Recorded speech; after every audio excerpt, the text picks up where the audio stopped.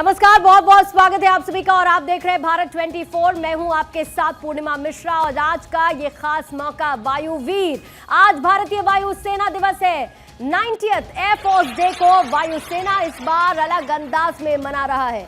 वायुसेना के इतिहास में पहली बार एयरफोर्स डे का मुख्य कार्यक्रम दिल्ली से बाहर यानी कि चंडीगढ़ में आयोजित हो रहा है और केंद्र ने भारतीय वायुसेना में अधिकारियों के लिए एक हथियार प्रणाली शाखा के निर्माण को मंजूरी दे दी है। इसके साथ ही अगले साल एयरफोर्स में महिला अग्निशामक की भर्ती की भी तैयारी है।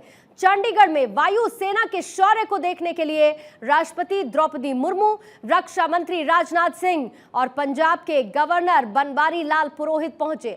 सुखना लेक पर एयर शो इस वक्त शुरू हो चुका है। ये एयर शो जारी है और लोग चिनूक के करतब देखकर इस वक्त रोमांचित हो रहे हैं। तस्वीरें आपके सामने हैं।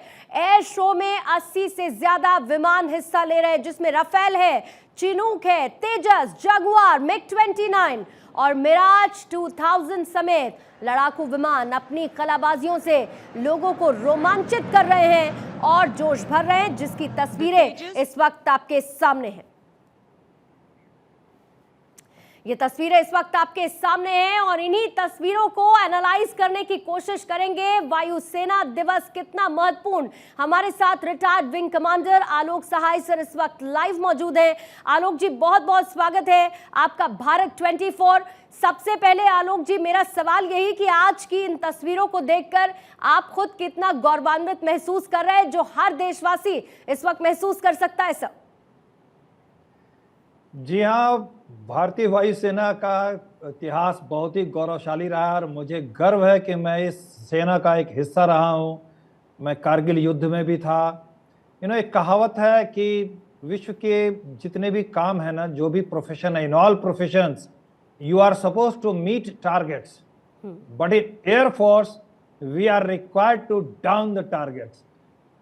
सो एक अजब का रोमांच होता है, क्योंकि किसी भी युद्ध में वायुसेना जो होती है, सबसे पहला कदम वायुसेना का ही होता है, पहल। और उसी के पहल पर कौन पहले के शुरुआती कुछ दिनों में युद्ध में बढ़त हासिल करेगा, यह सिर्फ वायुसेना के ऊपर निर्भर करता है। क्योंकि शुरुआती क्षणों में ही एक साथ हम दुश्मन के एरिया में घुस करके अंदर जाके डीप इनसाइड आक्रमण करते हैं और उसकी मारक क्षमता और उसके जो बड़े बड़े सैन्य स्थल हैं, उसको हम एक पलकों में, कुछ ही मिनट में, कुछ घंटों में डिस्ट्रॉय करते हैं, ताकि दुश्मन जो है वो कमजोर हो जाए और हमारी सेना तेजी से आगे बढ़े युद्ध में। तो वायुसेना का रोल जो है वो बहुत ही प्रभारी होता है, बहुत ही निर्णायक होता है किसी भी युद्ध में। जी हाँ। लेकिन आलोक सहाय जी, इस बार का जो थीम रखा गया है वो ट्रांसफॉर्मिंग फॉर फ्यूचर रखा गया है।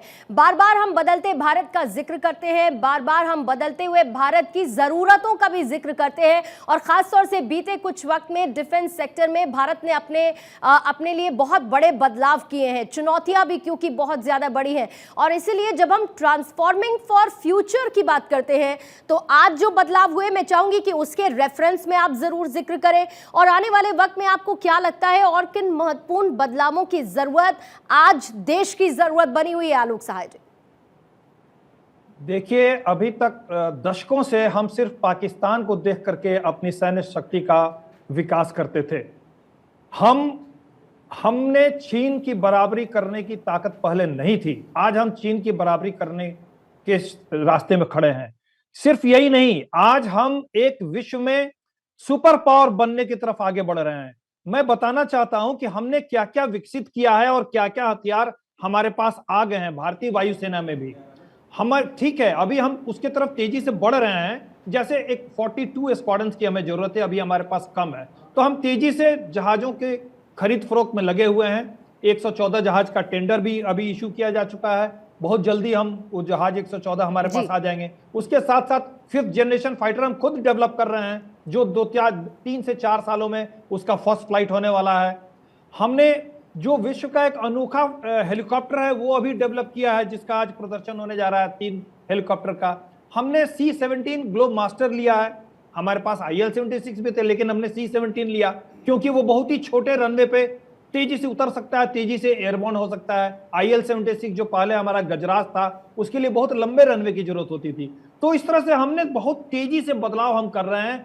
फाइटर्स जहाज में भी आप देखिए, हमने Su-30 लिया। Su-30 हमारे पास 250 से ज्यादा जहाज है आज के डेट में, और सिर्फ उसी से हम संतुष्ट नहीं है। हमने Su-30 में अब हमारे कमिटी ने पास किया है उसका रिनोवेशन करने के लिए, उसमें और बदलाव हम लाने जा रहे हैं, उसकी मारक क्षमता और ज्यादा हो जाएगी। और यही नहीं, उसमें जो कैरी करने के जो मिसाइल्स हैं, ब्रह्मोस मिसाइल, हमने उसको इंटरनली इन हाउस उसमें बदलाव किया, उसका भार कम किया, उसकी लंबाई 8 मीटर से 5 मीटर घटा के की, ताकि हम ज्यादा से ज्यादा ब्रह्मोस फाइटर जहाज में लगा करके उड़ सकें। और ब्रह्मोस जो है वो विश्व का सर्वोत्तम क्रूज मिसाइल है, और एक जहाज जब अगर 4-5 ब्रह्मोस लेके उड़ जाएगा तो ये अपने आप में बहुत बड़ा ब्रह्मास्त्र होगा किसी भी युद्ध क्षेत्र में, और हम इस दिशा में अचीव कर चुके हैं। बिल्कुल, और वो विजन भी आलोक सहाय जी लगातार देखने को मिला है। देखिए, आसमान में राफेल, सुखोई, मेघ, प्रचंड, मिराज, चेतक, चीता, चिनूक, तमाम ऐसे लगभग 80 एयरक्राफ्ट नजर आ रहे हैं। सर, अगर तस्वीरें इस वक्त आप देख पा रहे हो तो मैं चाहूंगी कि इन तस्वीरों को आप इलैबोरेट कीजिए। आसमान में हम क्या देख पा रहे हैं, क्योंकि निश्चित तौर पर यह मौका गर्व से भर देने वाला है।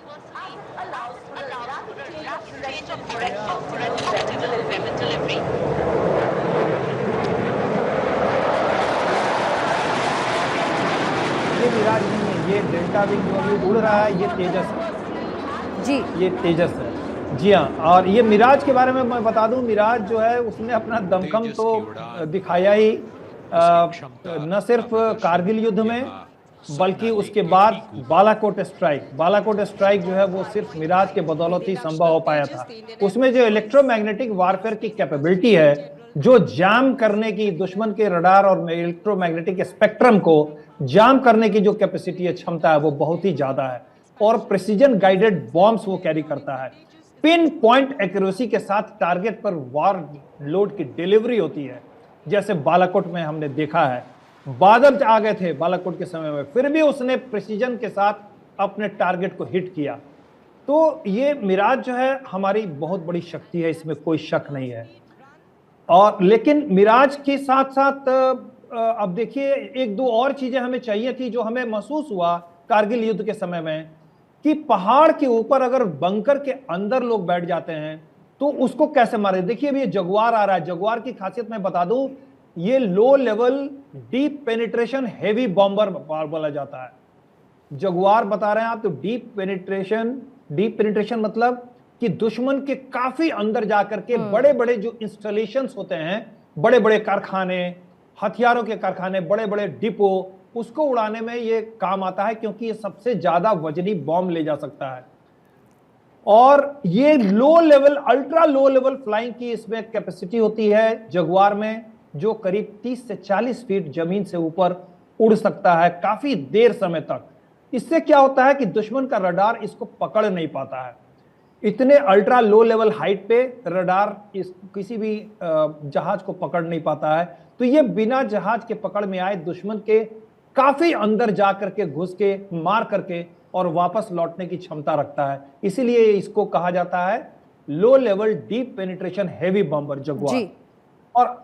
और ये भी जो अब आप देख रहे हैं कि MiG-29 जो आप बता रही हैं, MiG-29 जो है वो भी एक मल्टी रोल एयरक्राफ्ट है। और इसकी जो लेकिन क्योंकि आलोक जी आपको मैं जरा रोकते हुए, क्योंकि हम बड़े बदलावों की बात कर रहे हैं, और देखिए ट्रांसफॉर्मेशन फॉर फ्यूचर का हमने जिक्र किया। एक तो वर्दी बदल गई है, ये एक बड़ा बदलाव देखने को मिला है। हमने इससे बड़ा बदलाव कभी नहीं देखा। मैं आपका पर्सनल एक्सपीरियंस और आपके मन के थॉट्स जरूर ऐसे में जानना चाहूंगी। वर्दी बदल गई है, एक तरीके का एक इमोशनल अटैचमेंट होता है, लेकिन वक्त की जरूरत भी थी कि उस वर्दी को बदला भी जाए। बदलता मौसम, बदलती चुनौतियां, ये कितना ह्यूज स्टेप इसे आप देखते हैं, ये कितना बड़ा बदलाव जो डेफिनेटली एक पॉजिटिव डिसीजन साबित होगा हमारे लिए। देखिए, जब वायुसेना हमारी इतनी आधुनिक हो गई है, सब चीजें इतनी बदल गई हैं, इस तरह के हथियार आ गए हैं, इस तरह के जहाज आ गए हैं, इस तरह का माहौल हो गया है, लेडी फाइटर पायलट हो गए हैं 16-17 हमारे पास। तो ऐसे बदलते माहौल में अगर वर्दी भी बदल जाए तो एक नया माहौल बनता है। इसीलिए, और वर्दी बदलने के पीछे साइंटिफिक कारण भी होते हैं। काफी साइंटिफिक तरीके से हमने नए वर्दी का चयन किया है जो हमारे लिए ज्यादा उपयोगी होगा युद्ध के क्षेत्र में। तो एक बदला हुआ माहौल है, उस बदले हुए माहौल में बदली हुई वर्दी है। जी हाँ। अभी जो तस्वीरें हम देख रहे हैं सर, इनको आप जरूर इलाबोरेट कीजिएगा। इस वक्त आसमान में कौन कौन से फाइटर जेट्स हम देख पा रहे हैं, साथ ही क्योंकि हमने देखा कि चुनौतियां बहुत ज़्यादा बड़ी हैं, क्योंकि आपने भी खुद जिक्र किया कि पहले हम पाकिस्तान के पर्सपेक्टिव से चीज़ों को देखते थे, लेकिन आज की तारीख में चुनौतियाँ बहुत बड़ी हैं, क्योंकि डेवलप कंट्रीज़ की तरफ बढ़ता हुआ भारत कितना सक्षम है ये दुनिया को अब बताने की ज़रूरत नहीं है। ऐसे में और कितना एडवांस फाइटर जेट से लेकर इन्हीं फाइटर जेट्स को और ज्यादा तकनीक से और हेवी हथियारों से लैस करना आज की कितनी बड़ी जरूरत है सर? जी हाँ, बिल्कुल। देखिए, भारत को अगर सुरक्षित रखना है, भारत को अगर हम अगले युग में एक विकसित देश के रूप में, सशक्त देश के रूप में खड़ा करना चाहते हैं, तो हमारी रक्षा शक्ति बहुत ही मजबूत होनी चाहिए। और क्योंकि देखिए, हम चारों तरफ से, खास करके पूरब से और पश्चिम से, हम दो दुश्मनों से घिरे हुए हैं। और जियोपॉलिटिक्स में विश्व राजनीति जितनी तेजी से आजकल बदल रही है, तो उसमें भी हमको एक शक्तिशाली देश के रूप में उभर कर खड़ा होना पड़ेगा। क्योंकि आपने देखा है कि जो देश अपने दम पर खड़ा होता है वही देश अंततः विजयी होता है। दूसरों के सहारे आप बहुत समय तक युद्ध नहीं लड़ सकते। जैसे यूक्रेन को भी अभी दिक्कतें आ रही हैं, एक से एक साजो सामान तो दिया जा रहा है अमेरिका और नाटो के द्वारा, लेकिन उस नए नए हथियार, नए नए जहाजों, नए चीजों को चलाने की ट्रेनिंग भी तो होनी चाहिए। तो अचानक आप कोई चीज लेकर के युद्ध में दूसरे से उतनी जल्दी आप निर्णायक भूमिका नहीं अदा कर सकते हैं। तो अपने आप जब हम स्वदेशी तकनीकी के द्वारा जब हम अपनी शक्ति काफी बढ़ा लेंगे, और जहां स्वदेशी काम नहीं आ रहा है, जहां पर तत्काल हमें आधुनिक, अत्याधुनिक चीजें की जरूरत है, वहां हम खरीद रहे हैं। तो जब हम अपनी शक्ति पर खुद खड़े होंगे, जब हमारे पास खुद ऐसे हथियार होंगे, खुद ऐसे जहाज हैं, तो फिर कोई भी दुश्मन का देश हमारी तरफ आंख नहीं उठा के देखेगा। और यही नहीं, जब हम विश्व में दूसरे जगह हमारे नेता जाते हैं तो उनको एक सम्मान मिलता है, क्योंकि उनको पता है कि भारत एक सशक्त और शक्तिशाली देश है, इसको हल्के में नहीं लिया जा सकता। तो सेना को तो मजबूत रखना ही पड़ेगा, ये समय की मांग है। अभी आलोक जी, आसमान में हम कौन सा फाइटर जेट देख रहे हैं? अभी थोड़ी देर पहले जो तेजस था, अभी ये नजदीक आएगा तब मैं पहचान के बताऊंगा। जो इसके पहले वाला जो था वो तेजस था, क्योंकि उसका डेल्टा विंग बहुत ही साफ नजर आ रहा था, और ये दूर चला गया है, धुंधला हो गया है, अभी मुझे साफ नजर नहीं आ रहा है। नजदीक आएगा तो मैं देख के बता दूंगा। तेजस की खूबी यह है कि देखिए, तेजस को हमने, ये हमारा स्वदेशी जहाज है, फाइटर है, और इसको कम खर्च में, कम लागत में एक ऐसी मारक क्षमता वाला हमने हल्का जहाज बनाया है जिसकी मारक क्षमता, जिसका प्रिसीजन अटैक बल्कि आधुनिक जहाजों के लगभग बराबर है। तो इसलिए इस जहाज की अंतर्राष्ट्रीय बाजार में मांग बहुत ज्यादा हो गई है। और क्योंकि आलोक जी आपने मांग का जिक्र किया, तो अभी 2021 में ही तो हमने 123 तेजस का ऑर्डर दिया है, और उसमें भी हमने उसको बाइफरकेट किया है। 40 मार्क 173 सिंगल सीट है, मार्क 1 एएस है, 10 2 सीट मार्क 1 ट्रेनर इसमें शामिल है। इससे ये क्लियर होता है कि तेजस की जरूरत कितनी ज्यादा है। बिल्कुल बिल्कुल, हम तेजस मार्क 2 भी बना रहे हैं, उसका भी रिसर्च ऑलरेडी काफी एडवांस स्टेज में है। उसको हम एक्सपोर्ट नहीं करेंगे, तेजस मार्क 2 भी आ रहा है। लेकिन तेजस की मांग दक्षिण एशिया देशों में बहुत ज्यादा है। छोटे देश इसको बहुत जल्दी खरीदना चाहते हैं, क्योंकि एक तो लागत कम है, इसकी कीमत कम है, और मारक क्षमता लगभग उतनी ही है जो आधुनिक जहाजों में है। तो तेजस तो हमारे लिए एक बहुत ही बड़ा बैकबोन होगा, और इसकी संख्या हम काफी बढ़ा सकते हैं। एक हमारा सेकंड लाइन नहीं, अब तो कुछ क्षेत्रों में, कुछ टेक्निक में ये फ्रंट लाइन रोल भी प्ले करने वाला है। क्या देखा आसमान में, क्या देखा ये हमने, अगर आपके सामने स्क्रीन चल। जी हाँ, मैं बताता हूँ। ये एंटी मिसाइल फ्लेयर्स होते हैं। ये क्या होता है, जब जहाज दुश्मन के एरिया में जाता है तो उसको लॉक करके मिसाइल लॉन्च किया जाता है। मिसाइल जो होता है वो हीट सीकिंग होता है। तो मिसाइल जब लॉन्च होता है तो पायलट को अपने कॉकपिट में, आधुनिक जहाज जो है उसके कॉकपिट में ही उनको पता चल जाता है कि दुश्मन के किसी रडार ने उसको लॉक किया। पहली वार्निंग मिलती है। दूसरी वार्निंग मिलती है कि उसके ऊपर मिसाइल लॉन्च किया जा चुका है। तो लॉन्च किया जा चुका है तो उसके पास अब बस कुछ समय बचा हुआ है। तो अब वो क्या करता है कि ये एंटी मिसाइल फ्लेयर्स होते हैं। आलोक सर, अभी आप फॉर्मेशन देख रहे हैं और कितना सुंदर कलर कॉम्बिनेशन इस वक्त आसमान में नजर आ रहा है। जरा इसको भी इलैबोरेट सर कीजिए। ये हमारा सूर्य किरण फॉर्मेशन है, जो पहले किरण एयरक्राफ्ट का होता था, आजकल हॉक्स एयरक्राफ्ट हमने जो लिया है उससे इसका प्रदर्शन करते हैं हम। ये फॉर्मेशन फ्लाइंग और डिस्प्ले के लिए इसकी सुंदरता है। ये हमें युद्ध में हम इसका इस्तेमाल नहीं करते हैं, लेकिन गजब का एरियल डिस्प्ले करता है ये, और सभी को अचंभित कर देता है। बहुत ही सुंदर है। विश्व के बहुत कम ही देशों के पास, बड़े बड़े विकसित देशों के पास ही इस तरह के डिस्प्ले फॉर्मेशन है। इसको सूर्य किरण फॉर्मेशन बोलते हैं। जी हाँ। लेकिन आलोक सर, इसमें सबसे ज्यादा मेस्मराइजिंग क्या होता है? क्योंकि देखिए, हम तो टेलीविजन स्क्रीन के जरिए देख रहे हैं और आपका तो बहुत ही खासा अनुभव इस चीज को लेकर रहा है। आसमान में जब उड़ता है तब तो एक अलग ही तरीके का अनुभव होता है, लेकिन जब टच डाउन एक्टिविटी होती है तो मुझे लगता है सबसे ज्यादा मेस्मराइजिंग तो वो लम्हा, वो वक्त रहता होगा। और देखिए, सबसे इसमें ये जो फॉर्मेशन फ्लाइंग आप देख रहे हैं जी, इसमें सबसे ज्यादा कौशल की जरूरत होती है। जहाज एक दूसरे से बहुत पास में होते हैं, बहुत पास में होते हैं, और जरा सी चूक, जरा सी गति में परिवर्तन एक दूसरे से जहाज को टकरा देंगे। तो ये क्या होता है कि इसमें जहाज चलाने के कौशल का ये प्रदर्शन है कि हम कितनी कुशलता से जहाज को कंट्रोल कर रहे हैं कि 10 मीटर 15 मीटर भी आगे पीछे जहाज नहीं होगा, पहली बात। दूसरी बात कि ये सिर्फ एक दिशा में सीधे नहीं उड़ रहे हैं, ये आप देखिए इनकी दिशाएं बदलती हैं, ये डिफरेंट एंगल्स में ऊपर जाते हैं, नीचे जाते हैं, फिर भी इनके आपस के जो स्पेस होते हैं, जो जगह होती है, वो उतनी ही बनी रहती है। तो ये बहुत ही बड़े सिंक्रोनाइजेशन की जरूरत होती है कि एक साथ सारे फॉर्मेशन के जहाज स्प्लिट सेकेंड मोमेंट पे एक ही साथ एक ही डिग्री पे टर्न करते हैं। नहीं तो टर्न के समय वो बिल्कुल उसी फॉर्मेशन को कैसे मेंटेन कर पाते हैं। इसमें क्या होता है कि जो इनका लीडर होता है वो कॉल देता है।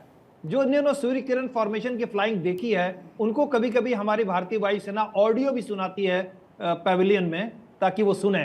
तो पायलट जो उसका कमांडर होता है, इसमें जो एक लीडर होता है, he gives a call, stand by for turn right, stand by for turn right, turn right now जैसे वो कहता है, तो exact at now everybody turns. So ये एकदम सेकंड टू सेकंड सिंक्रोनाइज करना पड़ता है, और इसमें फ्लाइंग जो उड़ाने का जो कौशल है वो काफी होना चाहिए। इसमें गलती की कोई गुंजाइश नहीं होती है, बहुत ही घातक होगा।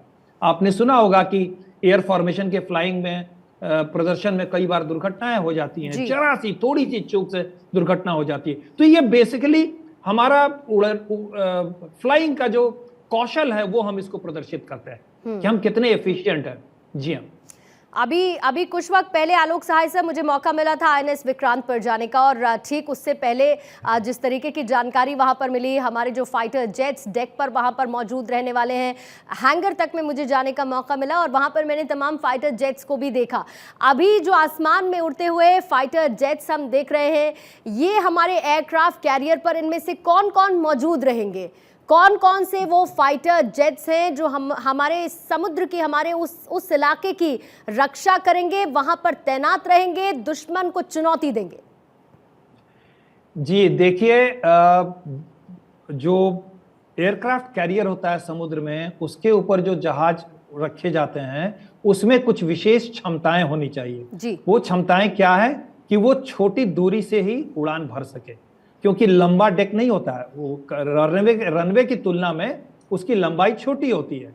तो थ्रस्ट रेशियो उसका उस जहाज का बहुत ज्यादा होना चाहिए, और जैसे ही डेक वो छोड़ेगा उसके बाद उसको उस थ्रस्ट से ऊपर उसको खींचना पड़ता है, ऊपर उड़ाना पड़ता, ऊपर ले जाते हैं। तो उसी तरह के जहाज इसमें काम आते हैं। दूसरी बात यह है कि लैंडिंग के समय में भी जगह कम है, तो इसमें एक अरेस्टर गियर होता है, नीचे में एक तार होता है। जब जहाज लैंड करता है तो एक हुक उसके पीछे रहता है, हुक उस अरेस्टर गियर केबल को इंगेज करता है और वह हाइड्रोलिक ब्रेक के द्वारा काम आता है। आप देखते हैं कि थोड़ी दूर आगे जाके वो रस्सी से खींच के रुक जाता है जहाज। तो जहाज में एक विशेष इस तरह की क्षमताएं जो होती हैं, वही जहाज हम एयरक्राफ्ट कैरियर पर रख सकते हैं। आज के दिनों में हमारे पास जो MiG-29 है वो एयरक्राफ्ट कैरियर में हम रखते हैं, बट वो MiG-29 जो हमारे पास बाहर है वो नहीं होता है, उसमें थोड़ा मॉडिफिकेशन किया होता है। राइट। तो मॉडिफाइड वर्जन होता है MiG-29 का, वो उस पे काम कर रहा है। और अभी ये जो अभी आप स्क्रीन पर जो फॉर्मेशन देख पा रहे हैं, इसमें आप देखिए कि ऊपर जाने के साथ साथ एकदम से उसी सेम फॉर्मेशन में ये तमाम फाइटर जेट्स नीचे आते हुए भी नजर आ रहे हैं। एक बार सर इसको भी थोड़ा सा बताते चलिए, उसके साथ आप अपनी बात को जारी रखिएगा। जी, ये मैंने बताया कि आप देखिए कितने तरह के मोड़ हैं, कितने तरह के टर्न हैं, कितने तरह के फॉर्मेशंस ये बनाते हैं। ये दिल बनाते हैं, दिल के रूप में उड़ाते हैं, दिखाते हैं लोगों को। तो दिल के बीच में एक दूसरा जहाज जाता है, तीर वो बना के जाता है। तो इस तरह के जो करतब हैं उसमें काफी कौशल की जरूरत होती है, प्रिसीजन। फिर आप देखिएगा कि ये दो जहाज कुछ देर बाद आमने सामने से गुजरते हैं, बिल्कुल एक दूसरे के पास से, बल्कि जो दर्शक हैं उनकी सांसें अटक जाती हैं कि टकराने वाला है जी। लेकिन वो ऐसा नहीं होता है, उसमें हम काफी कुशलता से थोड़ा सा अंतर रख लेते हैं, लेकिन देखने वाले की सांसें अटक जाती हैं। बिल्कुल। तो इस तरह के तरह तरह करतब वो दिखाते हैं। बिल्कुल सर, और वो रोमांच लगातार बरकरार भी रहता है।